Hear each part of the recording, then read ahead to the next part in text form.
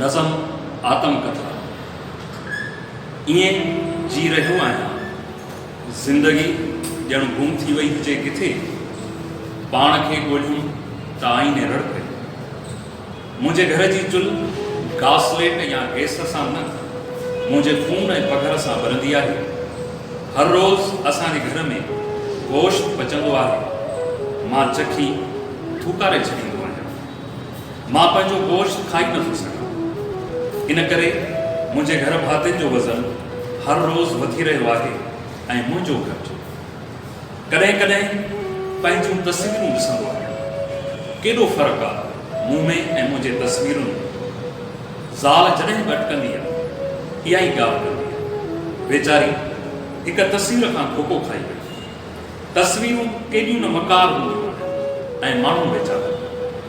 मुंहिंजी माउ मूंखे हर रोज़ु दुआ कंदी आहे, पर हीअ अज़ियतूं निभागियूं पथर जूं आहिनि, पिघिरजनि ई नथियूं। मूंखे हथियारनि खां भउ थींदो आहे, उहे नसुलनि जा गुल मुरझाए छॾींदा आहिनि। मूं पंहिंजे आगुर ते केतिरा ई ॿूटा रखिया आहिनि, जिते गुल सिज अॻियां सीनो ताणी टिड़ी पवंदा आहिनि। तॾहिं खां मुंहिंजी धीउ पोपट बणिजी वई आहे। मुंहिंजे 1 साल जी धीउ हाणे खां ई ॾाज घुरी रही आहे ऐं मुंहिंजूं कुंवारियूं भेनरूं हर रोज़ु पंहिंजे अखियुनि में हिकु नओं सवाल ॼणींदियूं आहिनि ऐं मां उन्हनि जे सवालनि खे नाजाइज़ ॿारनि जी हर रोज़ु मारे छॾींदो आहियां। मुंहिंजे कर्ज़दारनि जे पेट में कुआ जुड़ंदा आहिनि। मुंहिंजी पघार छा आहे?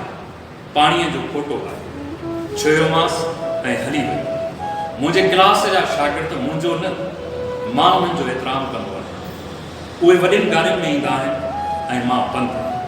थकावट मुंहिंजे पेरनि खे कावड़ मंझां पोढ़ाए थके छॾी आहे। माण्हू मुंहिंजे उमिरि जो अंदाज़ो वारनि जी अछां ऐं चहिरे जे गुंजनि मां लॻाईंदा आहिनि। हर रोज़ु उहो सोचे सुम्हंदो आहियां, केतिरनि हिसनि में विराइजी वियो आहियां। मां केरु आहियां पाण खां पुछां थो। मां बि वक़्त जो सुकरात आहियां, ज़हर पी रहियो आहियां, हा ईअं जी रहियो।